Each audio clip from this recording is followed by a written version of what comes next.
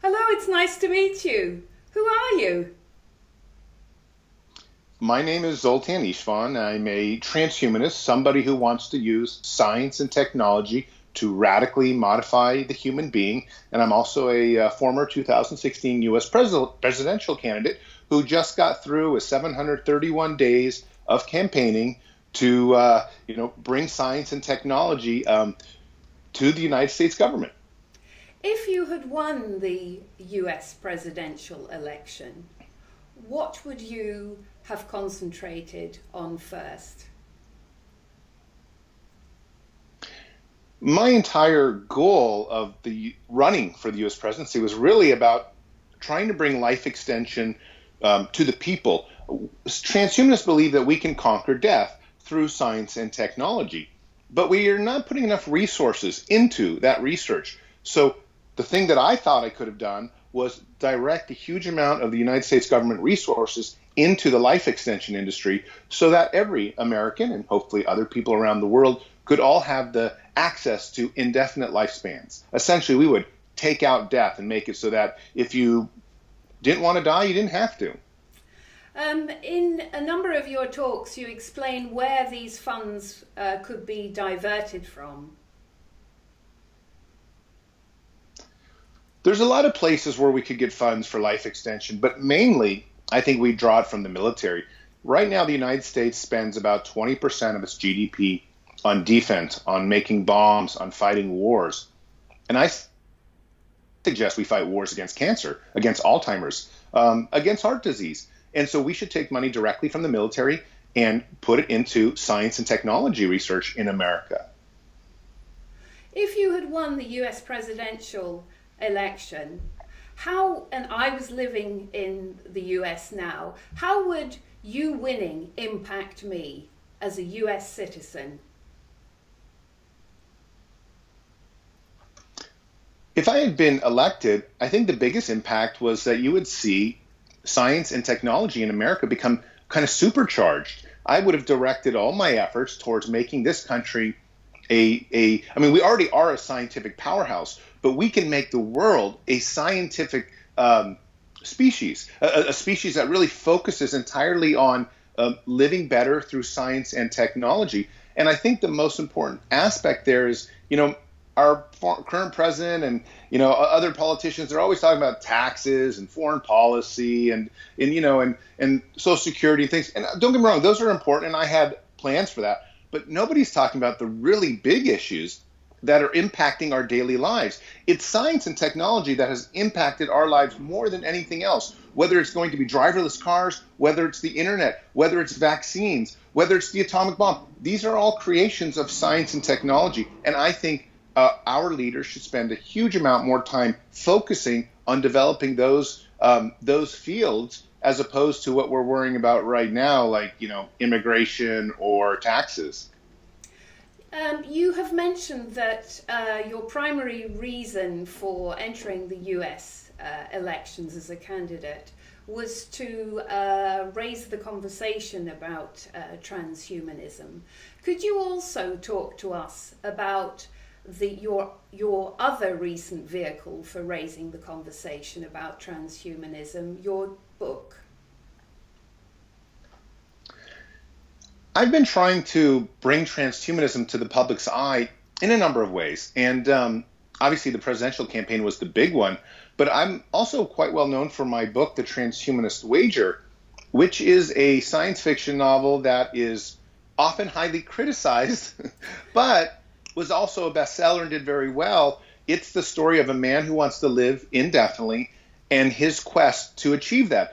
The controversial part of that book is, though, this man, Jethro Knights, will do anything to live indefinitely, including start a world war. So the book was an activist manifesto that was designed to get people thinking, how far would they go to try to live indefinitely, knowing that we're going to have that science and technology here in 5 or 10 or 25 years? How far would you personally go? And that's why I think the book, Transhumanist Wager, struck a chord with its readers. How many copies did the book sell? So far, the book has sold approximately 44,000 copies.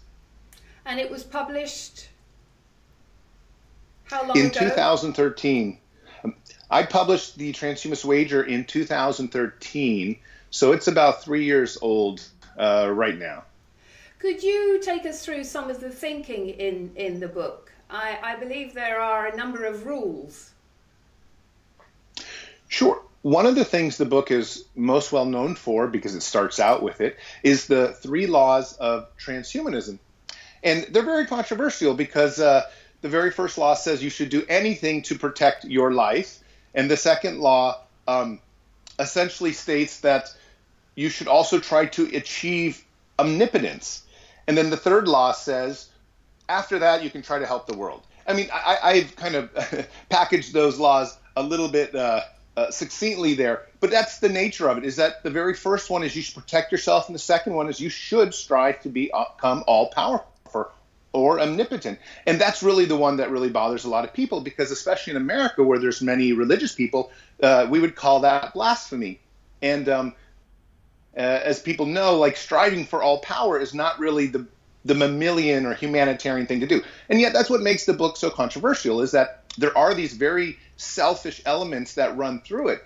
And it's quite true that people that do want to live indefinitely and conquer death tend to be a little bit more selfish than normal people. And again, that's where a lot of the controversy of the book comes from. Would you describe yourself as a cult?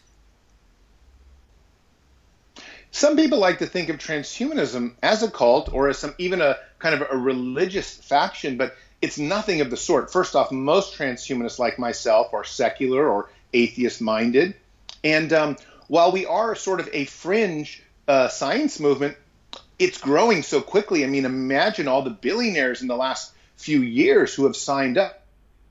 Mark Zuckerberg at Facebook saying that he's going to conquer every disease by the end of the century.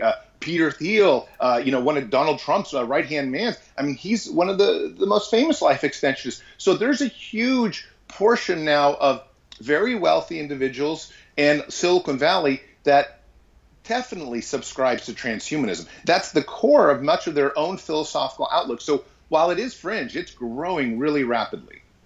Where does your greatest opposition come from? The biggest opposition to transhumanism is the religious people.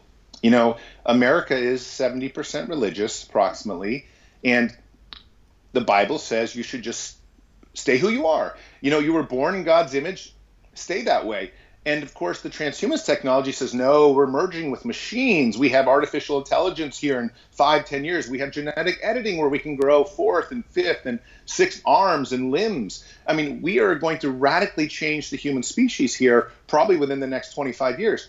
But a lot of religious people would say that's not permissible. That's not what the Bible says. So we have a conflict now between transhumanists and those that are very conservative.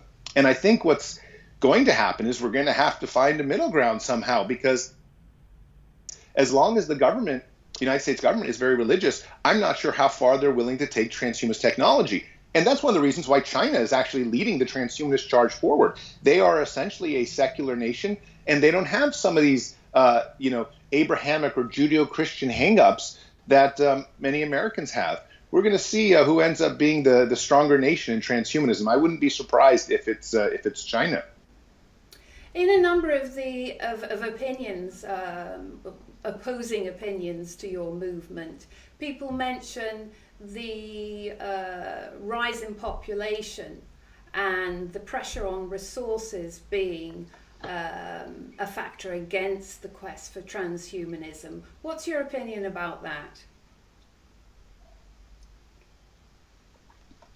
The overpopulation question is I think the one I get asked the most of anything, because here transhumanists say, well, let's have the entire world live indefinitely. You know, part of my campaign was trying to convince everyone that we have a universal right to living indefinitely. But of course, the very first problem that brings up is overpopulation. However, when you look at the species 25 or 50 years into the future, you really have to think of it not in terms of humans anymore, but we've already started to merge with machines. People are moving to the cities. We'll have nanotechnology to fix the rainforest and hopefully fix the greenhouse effect and issues that are out there. We may not even eat food anymore because we may be cyborgs that use sunlight, photosynthesis. I have friends that are trying to put photosynthesis capabilities into their skin so they don't have to ever eat again. While it's impossible today, it may not be impossible in 15 years. So there are many other ways to look at the overpopulation problem. The Earth can probably handle 15 billion people. It just has to be done in a way where the resources are distributed evenly, and we as humans may not be using so much resources in the future if we are more mechanized, or some of us even upload it into machines as pure data. These are radical ideas, but I can assure you hundreds of millions of dollars are already pouring into the companies where I live in San Francisco into these ideas right now. There's a very real chance within 30 or 40 years we won't need to eat as human beings if we're able to come up with different type of mechanisms to get energy. You've been described by many people as one of the foremost futurists in the world. Looking back right the way through to childhood, you studied religion and philosophy. You've travelled all around the world. It almost seems as if you had this idea of being a supporter of transhumanism quite early on, because the study of religion and philosophy in combination with actually seeing so much of the world when you were in your early 20s, good and bad, conflict and so on, it almost seems as if you mapped out this path pretty early on. Is that true, or? I think a lot of my years traveling on a sailboat in my 20s and then working for National Geographic in my early 30s, I visited over 100 countries, has helped to form the backbone of who I am. I saw a lot of cultures. And one of the things that's really important to me is cultural relativism, this idea that you really can't compare your own value system to another value system unless you've actually been born into that value system, because it's just impossible. The human mind doesn't allow that kind of compatibility. So you better be nice to everybody because you really can't understand what they're thinking, and then the world will get along better. And I think that's why I'm very progressive with transhumanism, in hopes that other people will respect this idea that I would like to leave behind biology and one day become a machine that doesn't have to die. And that's radical from a cultural point of view, but it's really no radical than some of the other types of cultural things that I had discovered on my travels. I'd been seen some of the very first tribes in Vanuatu, and I've seen an amazing amount of other things in South America and shamanism and amazing things.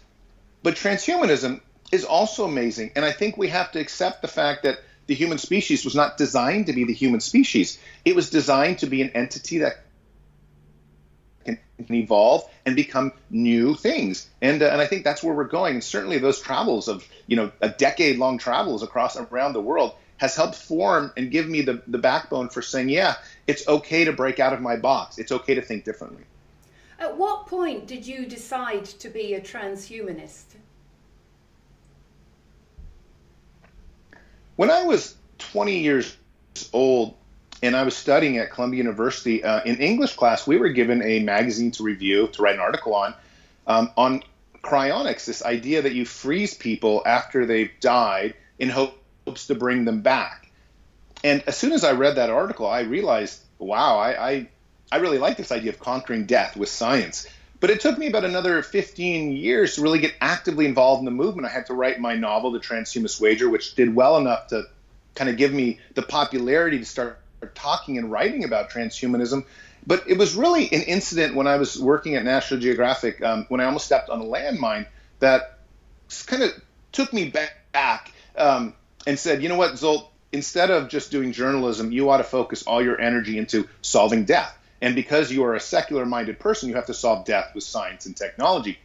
And because you've almost just died, you better start doing it now. And it was that moment, really, I think, in Vietnam for National Geographic, that I said, I'm a dedicated transhumanist from this moment forward. And I basically quit my job after that, went home and wrote my book and began, popularizing transhumanism all day long, which is what I continue to do now today. You're no longer chairman of the Transhumanist Party. Why is that? I formed the Transhumanist Party because transhumanism as a movement was missing a political element. But the problem is that it caught on so quickly. It really exploded. Within a matter of months, there were multiple transhumanist parties around the world, and there was a lot of press coverage. And I never really had the chance to form the kind of political entity that was really needed to make democracy thrive. So in many ways, my political party, the Transhumanist Party, was very much like a startup, where all the power was in the hands of the chairman. And it worked well because I was in the middle of a presidential campaign, and I didn't really have that much time to do stuff, and all the volunteers were great about it. But it's not a way to run a program long term or run a party long term. So after 2 years and after giving the party a huge amount of international and national recognition, I felt it was good to hand it off and let the new chair people decide how to make it more democratic. And ultimately, that's what's happened so far. I go back and forth on whether that was well, it was always a good idea, but I go back and forth on whether that will help the Transhumanist Party to grow. But that's beside the point. I think from a real fundamental philosophical level, if you love something, sometimes you just have to let it go.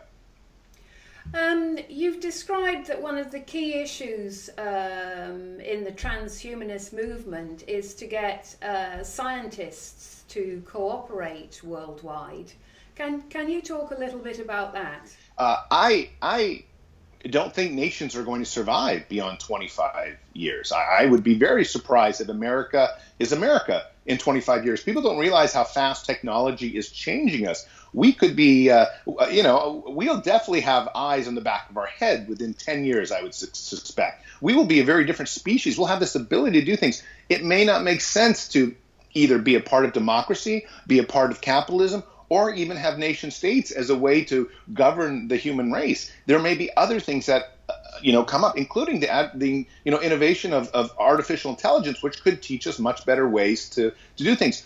But whatever happens, to get to that age, we do need scientists to collaborate. So one of the most important things I've been trying to do is by forming an international worldwide movement of transhumanism and really having it spread, you have everyone under sort of one umbrella. It's sort of like you have to think of transhumanism like environmentalism. Environmentalism, when you think about it, is not a formal movement. It's just, I like the earth, I want to protect it. Well, transhumanism is, I like science and technology, and I want to use it to eliminate suffering, eliminate death, and make it so that the people I love and the world lives better. And so I think by getting many transhumanists to say, many scientists to say, I'm a transhumanist, we have taken a certain positive step towards the same path. We're all on the same road. And so getting scientists together on that premise is very, very important, because right now it seems like a lot of scientists are working against each other in some type of kind of capitalistic or very competitive way. And while that can be great in real terms, 25 years down the road, I'm not sure that's going to work out anymore. So it's very important to get everybody on the same page right now that transhumanism is a very, very positive outcome of the human species. How do your beliefs affect the way in which you take care of yourself personally, your body, and your child and your wife? What are the things that are available out there that you would use now to extend your lifespan, given all the research that you will have had to have done to undertake your campaign and the foundation of your party? It's very interesting. I actually get asked a lot about what I do for my body to live longer. And unlike a lot of the other notable transhumanists, I'm only 43 years old, so I don't really have any health issues, and I don't actually do that much. I know my peers like Ray Kurzweil will take 100 pills a day and stuff like that to live indefinitely. But of course, he's 30 years older than I am. What I do insist on, though, is working out every day. And I also try to limit bad foods and not too many sugar, not too many meats and things like that. And I advocate for those same things with my children and with my wife. But I think what's happening is a lot of the older transhumanists are very interested in living longer. I mean, so are younger transhumanists. But If you are under 45 or even 50 years of age, you have a very good chance of living indefinitely at this point. You just need to make sure you don't get in an airplane accident or a terrible car crash. But your body, with barring cancer and some of these other things, tragedies, you will live indefinitely because we will come up with this technology within 20 years. But people like Ray Kurzweil, who might already be in their 70s, may not make that very important bridge. They need to make it another 20 years in order to do it. So they take a lot of stuff. But luckily me, I just need to stay alive and try to avoid any kind of terrible tragedies. And so that's my main goal as a transhumanist. And of course, the transhumanist movement is really growing with the millennial base. So for many millennials, they're not even that concerned with living indefinitely. They're more concerned with the upgrades to their body, how they can make themselves more fit, and the benefits that they can kind of get from all that kind of incredible technology. It's very interesting with the millennial base growing, the transhumanist movement so strongly, the outlook of the movement has changed a little bit from not just dying, but to thriving in the mechanical or in the machine world. Can you talk to us a little bit about the sort of ethical challenges that you have had to overcome in order to convince people of the transhumanist movement?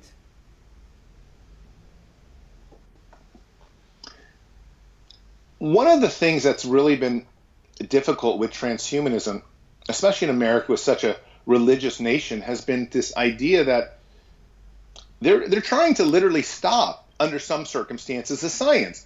Like, for example, George W. Bush, one of the former presidents, stopped stem cell research in America for essentially 7 years. And that was incredibly devastating to an industry that now is a core part of transhumanism. We are putting stem cells in every form of ailment that we have these days because stem cells are brilliant. And yet America is 7 years behind on what we should have been with that. So that's some of the ethical problems I find. It's not just, but that was with George W. Bush. Every single administration has sort of the same hangups, some less than others, some more than others. And here we have a very strong, and I know that they're going to worry a lot about genetic editing, talk about a moratorium, restrict funding, government funding to some of this stuff. If it was up to me, I would say let's go forward full speed with anything that we want to do to our bodies, as long as it's not hurting somebody else. But I think many religious people would say no. We have ethical considerations. And when I was out on the campaign trail, I heard about those ethical considerations all the time. I have a chip in my hand that can open front doors, start a car. And as soon as I told people that I have a chip, everyone said, "Oh, this is the mark of the beast from the Bible, and this is how they're going to follow us." And I said, it's just really useful when I go surfing. I don't need keys, and when I start a car, I don't need keys. And when I go for a run, I don't take anything. And eventually, you can pay with it. It has nothing to do with religion or even ethics. It's just a matter of convenience. In the same way, our phones are now so convenient for everything that we want to use. But there's always going to be those ethical hangups, and mainly from very conservative people. And I think we just got to work through them and keep showing them that technology is functional. The reason we use it is not because it's good or bad. We use technology for a very singular reason. It makes our lives easier. And I think as long as it makes our lives easier, it's going to continue to change our world. Continuing the theme about the impact of this belief system on you personally and your family, are you registered with a cryogenics company? Embarrassingly, I am not registered yet with a cryonics company. I probably should be, but it's tough because, like I said earlier, I'm a young guy. I work out. I haven't been to the doctor in 20 years. I'm married to a doctor, but I haven't actually been to the doctor. But most people that are really serious about that are worried about dying sometime soon or are older. And that said, I should do it. I should do it because, I very much support cryonics. And if I knew I was going to die tomorrow, I would stick myself in a refrigerator and then be asked to be shipped down into these proper containers, because I be able to essentially bring back these people in these cryogenics these tanks. They've been preserved almost perfectly. Can you talk to us a little bit about cryonics and the recent developments? Cryonics is this field where we freeze people who have just died in very cold temperatures in hopes to bring them back in 35 or 50 or even 100 years. But whatever it is, most cryonicists don't believe that when a person dies and they are preserved, that person is dead. We call that actually emergency medicine. That's what transhumanists call it. We think that person is just sleeping, waiting to be brought back. And I believe that. I believe that we'll have the technology to bring back these people. But there have been some incredible developments in the last few years. University of Pittsburgh right now has a new procedure where they are putting saline through someone's body and it cools them down dramatically. And they can actually have somebody brain dead up for 4 hours with bullet shot wounds and stuff, and then bring them back. And I actually wonder if this is the future of cryonics. The future of cryonics might not be completely freezing somebody. It might just be cooling them down to a certain temperature, where we keep them for a couple of years, cool down like that, and you can even go touch them and see them, and something like that before we bring them back to life and something of that nature. I mean, the way they have it now is someone comes in with 10 bullet wounds in their chest, they're dead for 4 hours with this saline procedure, and then they're already brought back to life. This is happening today. The FDA has approved this. This has been happening for the last year now in the United States. So that's a huge development in cryonics. And just like any other field, cryonics will also develop. There are other methods to preserve people. Some people believe in, you can upload certain thoughts into a machine already because of telepathy and things like that, brainwave headsets. You do enough thoughts, you can almost recreate a person. I mean, not almost yet, but if you work yourself over 5-7 years of recording all your thoughts, both in social media and into algorithms and stuff like that, at some point in the future, yeah, we might be able to take that and recreate a very similar brain and personality to what that person was. And in some point in the future, it'll be 100%. But these are technologies that are already here. What's very important is it's not science fiction anymore. I have friends that are all doing these things. And it's a fascinating time to be alive. The definition of death has changed dramatically over the last 20 years. It used to be heart dead. Your heart stopped beating, you were dead. Then it was like brain dead. No, death is really not really true anymore. Yes, people are dead when they're, cremated and whatnot, but we have these possibilities of changing it. And over the next 5 to 10 years, you're going to hear a lot of changing definitions of death. Even the way we give out different types of organs, we donate our organs. Organs can later be brought back together, or we can use stem cell treatments or new types of DNA to recreate people. There's no question in my mind that we're going to be able to 3D print out clones of ourselves at some point here in the next 15, 20 years, possibly all from a liver. It may not have the same memories, but if there's enough social media on you and enough, maybe you left a memoir or something like that, you can recreate somebody very closely. So I want to point out there's a lot of different ways to stave off death. It's not just cryonics, and it's not just uploading. There's multiple different ways and organizations working on it, and it's a fascinating time. The changing definition of death is one of the very most fun things I get to do to watch. Who has influenced you most in your life? This is a tough question because I've always had a policy of not having mentors, and I feel like the reason why is because I wanted to let my true personality come out.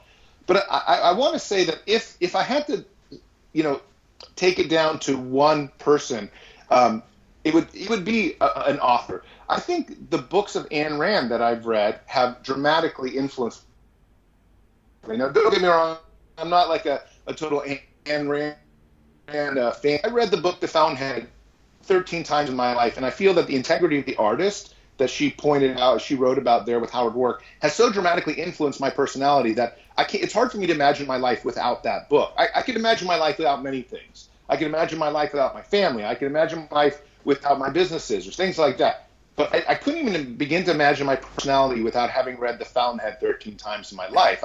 I just don't know who I would really be. I feel like that book by Ayn Rand has dramatically affected my personality.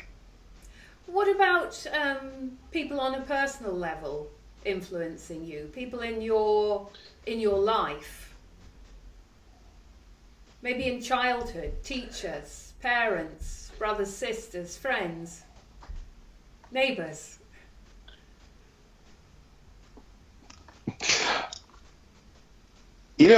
In my opinion, in my history, I think a number of breakups with girlfriends have been the things that have influenced me, but not people themselves, and not like one specifically. But I would say that trying to find love, and I didn't get married until I was 36. So I started trying to find love when I was 18.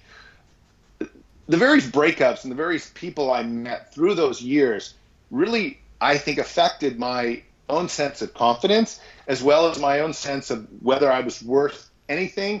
And I think I had to go through a lot of those things to see it. So I would say my ex-girlfriends as a whole have played a major part in who I am today, because going through bad breakups is almost like going through death in a way.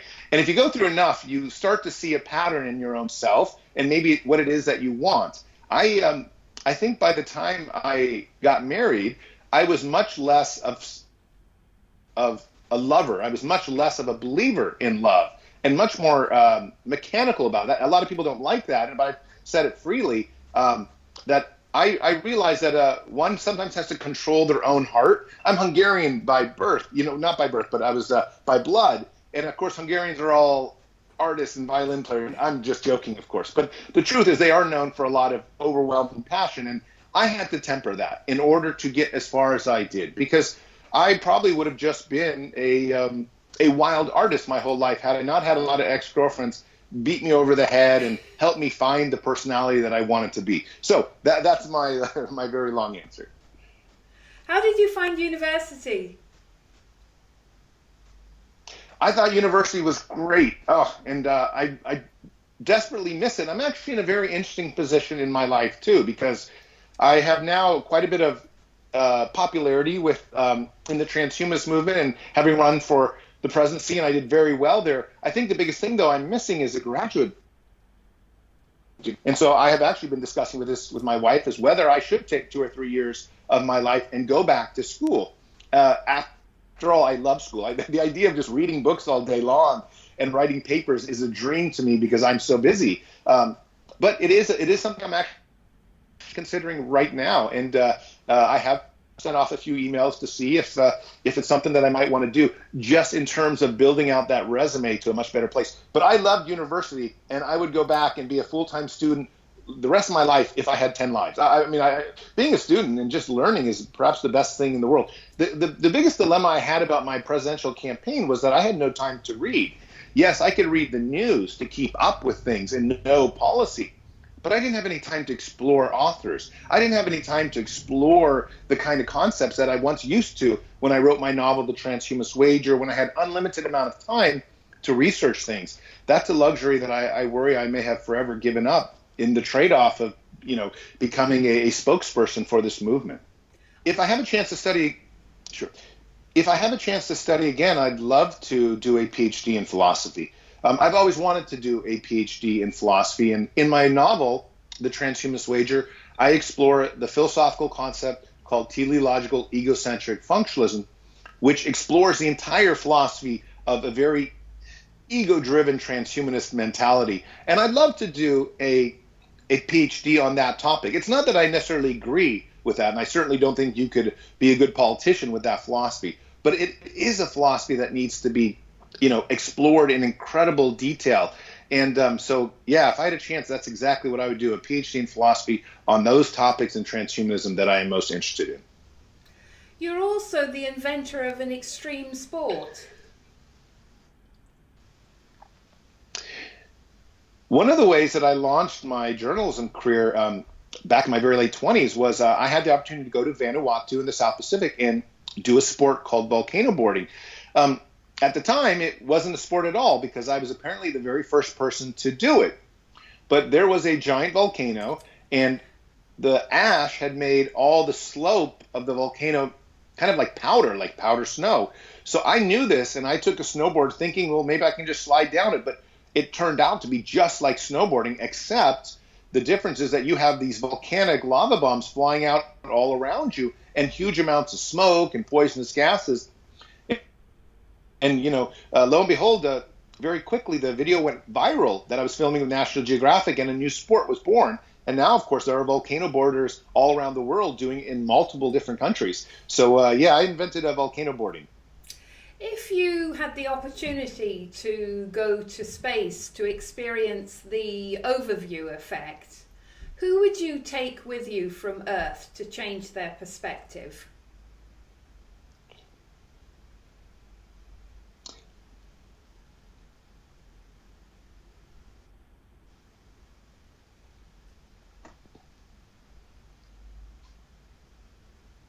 Well, that's a great question.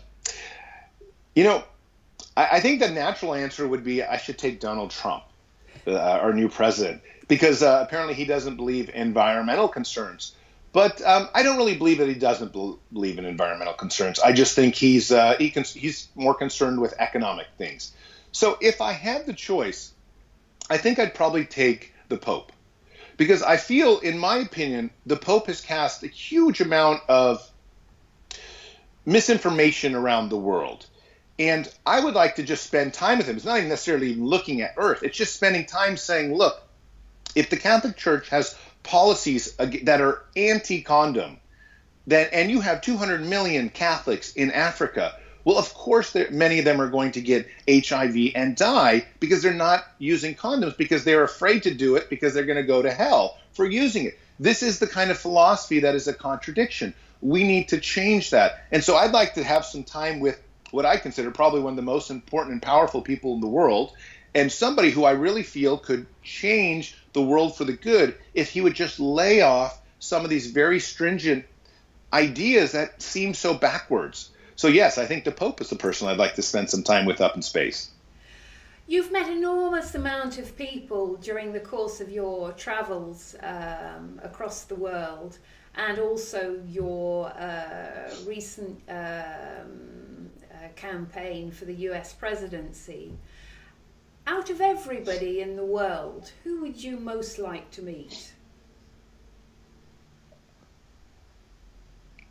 I think right now the person I'd like to meet most is Donald Trump, because I am trying to get a job in his administration. And it's not because I agree with Trump or I'm a Republican. I'm not. I'm much more of a left-leaning libertarian. But I'd like to say, look, you're going to become the most powerful person in the world. The one thing I want to express is that science and technology is changing much quicker than it ever did before.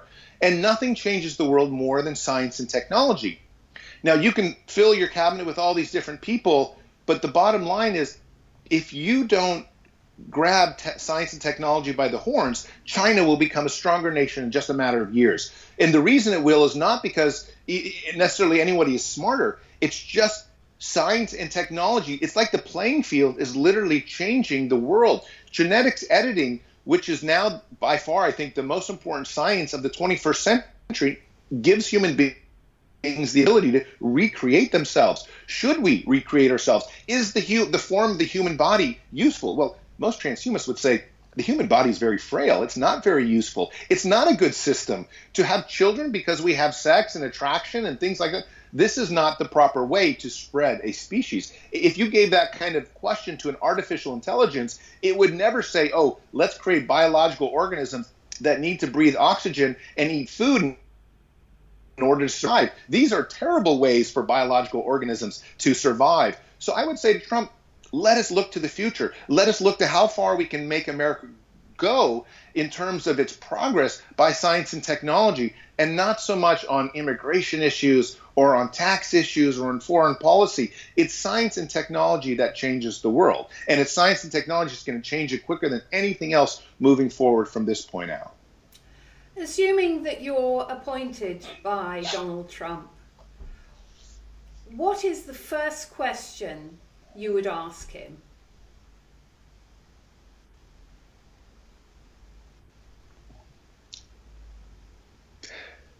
The very first question I think I would ask Donald Trump is, how much more can we increase the budget for science and technology in America?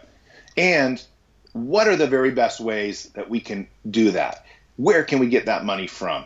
And is it worth our while? And of course, by asking these questions, you're sort of insinuating the answer. We all know the answer. The answer is, if America is a science and technology superstar, it's going to dominate the landscape. So from a geopolitical or a defensive perspective, national security perspective, it is essential that we spend huge amounts of our resources into making America the very best in science. There's no guarantee that America is going to remain the best in science.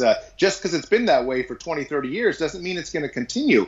The fields change too quick. So I would ask him, how can we make us to really make science and technology great, speaking in terms that he would understand? To summarize, one last comment from you to try to encourage more people into following the Transhumanist Party and your thinking. What would you say to people listening and watching this interview? For me, the most important thing of transhumanism is, finding a way to overcome death, because nobody wants to lose somebody they love and nobody wants to die. And I try to give out a fact that's so incredible. If we find a solution to overcoming death for the human population by 2020, or we find a solution only by 2050, the difference of lives spared will be 1 billion. We've never had such an opportunity, such a humanitarian opportunity to embrace a movement that can save so many lives. We worry when we lose a few thousand people in wars, or even some of the terrible genocides, hundreds of thousands.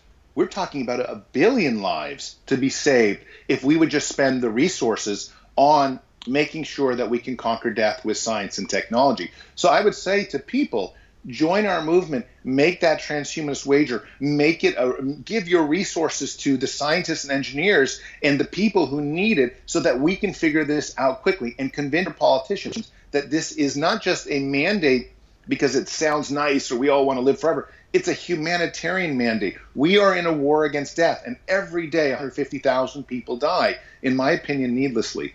And that's how I think I would try to convince people to join and to help transhumanism out.